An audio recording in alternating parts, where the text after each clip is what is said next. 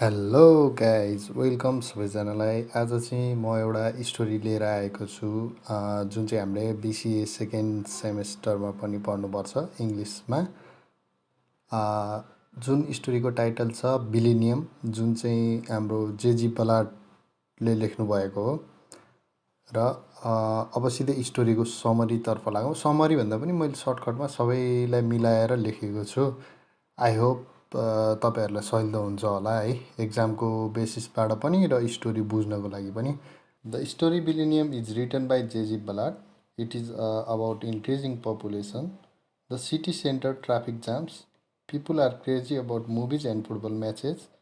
There is always crowd of people going to see football matches and movies in a stadium, standing in lines for several hours for their turns. Overpopulation has created risks of famine. Even people have wait for their turn buy food items. The city department is destroying heritage buildings for making space for people to live. The overpopulation is destroying the city and its beauty. It is hard to find good place live in a city. There are only substandard rooms are left for people which are suitable for living, but landlords charge people with same amount and never give relaxation in rent. The people of city are very mean and don't care about misery of others. भनेपछि हाम्रो स्टोरीको theme चाहिँ कस्तो छ भन्दाखेरि increasing population जुन problem छ त्यसको बारेमा चाहिँ स्टोरीमा भन्न खोजिएको छ। अब आउने नियर फ्युचर देखाइएको छ। नियर फ्युचरमा चाहिँ इन्क्रिजिङ पपुलेसनले गर्दाखेरि कस्तो कस्तो एफेक्ट पार्छ त सिटी सेन्टरको ट्राफिक जामहरू होइन, पिपुललाई मान्छेहरू चाहिँ अब फुटबल म्याचेस र अलिकति क्राउड हुन्छ नि, त्यो अब मुभीहरू त्यस्तो हेर्नको लागि पनि अलिक क्राउड, अब मान्छे पपुलेसन धेरै भएपछि कस्तो हुन्छ अब सोचौँ हामी सबैले होइन। त्यही सिनारियोलाई लिएर चाहिँ यसको स्टोरी लेखिएको छ। त्यही नै हो होइन। अनि सिटी डिपार्टमेन्टले चाहिँ अब मान्छे बस्नको लागि त ठाउँ चाहियो, त्यसको लागि चाहिँ उसले के गरिरहेछ भन्दाखेरि पुरानो पुरानो हेरिटेजेसहरू पनि डिस्ट्रोय गर्दै मान्छे बस्नको लागि भनेर बिल्डिङहरू बनाइरहेको छ है। अनि त्यही नै हो, अब जति पनि रुमहरू छन् त्यसको लागि पनि चार्ज धेरै गरिरहेछन् मालिकहरूले, ल्यान्डलर्ड्सहरूले है। अनि त्यही नै हो। अब जाउँ यो स्टोरीको क्यारेक्टरमा है। Character John ward. John ward भन्ने क्यारेक्टर छ। John ward is a middle age man. He works in a library. When he settled in city, he used to live with 7 other people in a small room. He wakes up at 6:30 and stand in bathroom queue. After some time, he left the room and got new one, which was somehow better than the old one. John friends come to visit him. Henry Rochester is one of them. He appreciates his new room. John likes freedom and privacy. John also likes old building, which housing department is destroying for more rooms for people. John always tries to save himself from crowd and pedestrian jams.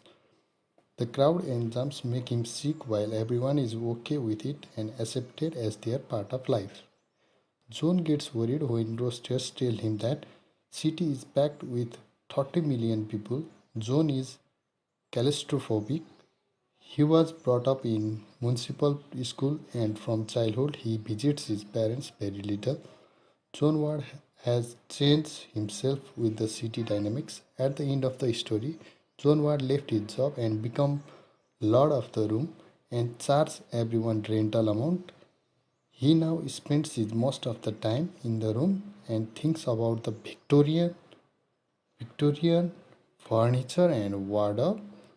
For a moment, Ward is in regret, but he manages somehow. अब हाम्रो John ward भन्ने main character, हाम्रो यो स्टोरीको hero भनौँ है, main hero भनौँ, उसको John वार्डको चाहिँ क्यारेक्टर चाहिँ मेन क्यारेक्टर चाहिँ कस्तो छ भन्दाखेरि ऊ चाहिँ एउटा मिडल एज म्यान हो र ऊ चाहिँ एउटा लाइब्रेरीमा काम गर्छ होइन।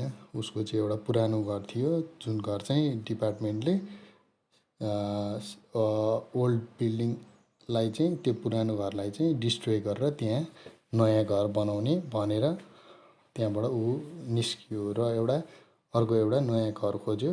उसलाई चाहिँ कस्तो थियो भन्दाखेरि जोन चाहिँ अब अलिकति धुवा धुलो यो मान्छेको चिच्चाहाट होइन गाडीको जाम यस्तो मन नपराउने मान्छे थियो। तर लास्टमा गएर चाहिँ के भयो भन्दाखेरि उसले जुन कुरा चाहँदैन थियो ऊ चाहिँ अलिकति हुन्छ नि ल्यान्डलर्ड टाइपको मान्छेहरूदेखि अलि रिसाउने, ल्यान्डलर्डलाई मन नपराउने होइन, घरबेटी मन नपराउने, घरबेटी भनेको किन छुच्चो हुन्छ होला, किन भाडामा पनि छुट दिँदैन होला भन्ने टाइपको लाग्थ्यो। तर यो स्टोरीमा यस्तो सिचुएसन क्रिएट हुन्छ कि जुन सिचुएसनले गर्दाखेरि चाहिँ लास्टमा गएर ऊ पनि त्यस्तै नै हुन्छ। ऊ पनि उसले जस्तो चाहँदैन थियो, उसले जुन ल्यान्डलर्डलाई मन पराउँदैन थियो ऊ पनि त्यस्तै ग्रिडी टाइपको ल्यान्डलर्ड हुन पुग्छ लास्टमा पुगेर है। त्यही नै हो। अनि अब हेनरी भन्ने अर्को हेनरी रोसिटर भन्ने क्यारेक्टर छ होइन। हेनरी रोसिटर भने चाहिँ हाम्रो जोनको साथी हो। Henry Rossiter is a very social person, he loves to visit John Ward, they are very good friend. Rossiter work for government department and he provide classified information to John Ward which seems very interesting to John Ward. जस्तै माथि भनेको थियो नि उसले 30 million पिपुलहरू भयो भनेर, हो त्यस्तै गभर्मेन्ट डिपार्टमेन्टमा काम गर्छ र त्यहाँको क्लासिफाइड इन्फर्मेसनहरू चाहिँ जोनलाई पनि भन्ने गर्थ्यो। अब साथी साथी भएपछि अभियसली भन्छ होइन। Roster help Joan Ward with small problems which Joan Ward can not understand. Roster also knows the work of carpenter. Roster offers Judith to live within their double cubicle, and when John Ward do not like this, so Roster talks him that he cares about her. If they will not help her, she will fall in a bad company and do appropriate things for living. John agrees with the Roster. Judith take his friend Helen Waring to live in John Ward room. After some time, sometimes Judith and come to live with them. After some time, live with them. Helen Waring father came to live with them. Room is full people and John Ward not like it but somehow manages it. Now we are discussing about the summary. The story Billennium is written by J.G. Ballard. The story is set in the distant future. As the name Billennium suggests, nearly 20 million people are squeezed in a city, putting tremendous pressure on space. The city council has restricted the space that an individual can occupy to a meter, 38 square feet. John Ward and Henry Roster are friends who share living space. They both employed but find it hard to get by in the crowded city where pedestrian traffic jams can last for days with no one being able to move due to congestion. While knocking about their cubicle, Ward discovers a forgotten room adjacent to their cubicle. They exult in this new space, thrilled as they have never known so much space. They buy a Victorian wardrobe, which is the only thing of beauty in their drab living area. Soon, Roster has the idea of inviting their girlfriends to share the extra room with them. The girls, in turn, ask their families to move in and take advantage of the space. Ward, who had hated the greedy landlord, soon become a landlord himself, with making money taking precedence over enjoying their new room. In order to make more space, Ward and Rooster break up the beautiful wardrobe. I think you all understand. Right? Description of the character. Now John Ward हामीले पहिला पनि discuss गरिसक्यौँ। Henry roster पनि उसको साथी थियो, उसको बारेमा पनि पहिले डिस्कस गरिसक्यौँ। जुडिथ एन्ड हेलेन भनेको रोस्टरको साथीहरू है, त्यो नै हो। यु क्यान सी है। अब आउ relevance of the title. The story describes a situation in the future when the population of the world has grown so much that there is no space for people to live or to have a normal life. The space that each person can have is regulated by the city council. Billennium makes reference to a time in the future where overpopulation will be biggest problem for a human race. Relevance of the title भनेर एक्जाममा सोध्न सक्छ, यो कुरा याद गर्नु है। अनि अब टोन, अब जस्तै यो कोटेसन दिन नि सक्छ, अनि यसको भन्नुहोस् भनेर भन्न नि सक्छ एक्जाममा हैन। जस्तै यो कोटेसन छ नि 30 million people are packed into this city now, a million increases in just 1 year. यसले भन्न खोजेको के भन्दा, because we can see when we read the story that the characters don't have any type of hope for the future because they know that the situation is not getting to change. The characters as well maintain a passive role all along the story है। जस्तै अब हाम्रो यहाँ कोटेसनहरू छ अरू पनि, जस्तै over population and lack of responsibility भन्न खोजे हो यसले चाहिँ हैन। जस्तै over 100 people lived in the top 3 floors of the old rooming house. यो भन्न खोजे के भन्दाखेरि over population and lack of responsibility भन्न खोजे है। याद गर्नु है, एक्जाममा सोध्ने भनेको चाहिँ यस्तै कोटेसन दिएर सोध्न सक्छ है। आफूले बुझ्नु पर्यो, यो कोटेसन दिएपछि over population and lack of responsibility भन्न खोजेको हो भनेर बुझ्नु पर्यो है। अब over population and lack of रेस्पोन्सिबिलिटीको चाहिँ मैले तल डिस्क्राइब गरेको छु थिएँ है। पहिला यो सबै हेरौँ है त। Power and loss of privacy, the small rental he charge the others paid for the title food he needed.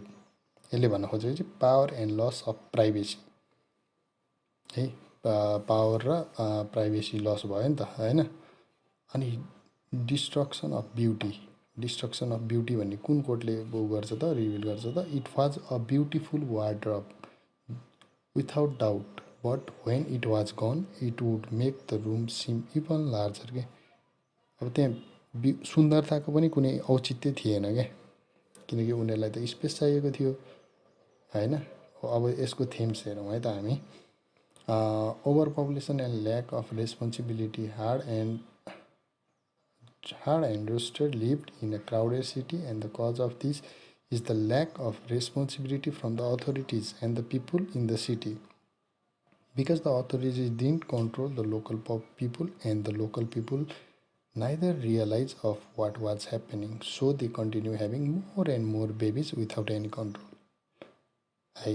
Over population र ल्याक अफ रेस्पोन्सिबिलिटी भनेको त्यही, ओभर पपुलेसन भयो, ल्याक अफ रेस्पोन्सिबिलिटी भनेको चाहिँ त्यहाँको सिटीको अथोरिटीको चाहिँ ल्याक अफ रेस्पोन्सिबिलिटी देखियो है। अनि power and loss of responsibility भनेको पनि त्यही नै हो। Because when they discover the secret room and become landlord they win power, they also lose privacy because of the people that were there which give them money that give them power. Power comes with money भने यस्तै है। Destruction of beauty कसरी भयो त? On one hand, because the important and big building such as cathedrals were used by people because of the lack of space, so this in a way damaged the buildings. On the other hand, because ward and roosters had a wardrobe from the Victorian times, the past that their neighbor knew, होइन, that in the end of the story they threw out because as they in their cubicle with the secret room were many people and they needed more space. Victorian पालाको wardrobe होइन, एउटा दराज जस्तो भनौँ है, त्यो चाहिँ उनीहरूले फाल्न पर्यो भनेपछि स्पेसको लागि, which means destruction of beauty पनि आयो। अब जस्तै वार्डरोबले चाहिँ के को सिम्बोलाइज गर्छ भनेर यो कोटेसन छ होइन। अनि क्युबिकलले केलाई सिम्बोलाइज गर्छ होइन, यो symbolises the lack of space because they didn't have space even to stretch their arms, lack of privacy and also lack of freedom that led to lack of power because they didn't have the power of the decide way to live होइन भने। अब यो कोटेसनहरू दिएर एक्जाममा सोध्न सक्छ है। Main भन्न खोजेको चाहिँ यो स्टोरीले भन्न खोजेको समरी चाहिँ यही नै हो है। यो स्टोरीले देखाउन खोजेको बिलिनियम भन्ने स्टोरीले भन्न खोजेको नि पछि फ्युचरमा ओभर पपुलेसन भएर मान्छेलाई बाँच्न कसरी गाह्रो हुन्छ र मान्छेले एउटा सानो कोठाको लागि, एउटा सानो बस्नको लागि समेत कस्तो हुँदो रहेछ भन्ने कुरा नेचर र सिम्बल उसको बारेमा डिफाइन गरेको छ है। Destruction of beauty, over population र पावर एन्ड लस अफ रेस्पोन्सिबिलिटीको बारेमा भन्नु खोजेको छ। यति नै हो। यति भन्नुभयो भने तपाईँले यति कुरा बुझ्नुभयो भने यो स्टोरी मजाले बुझ्न सक्नुहुन्छ। आई होप बुझ्नुभयो होला है। Thank you so much.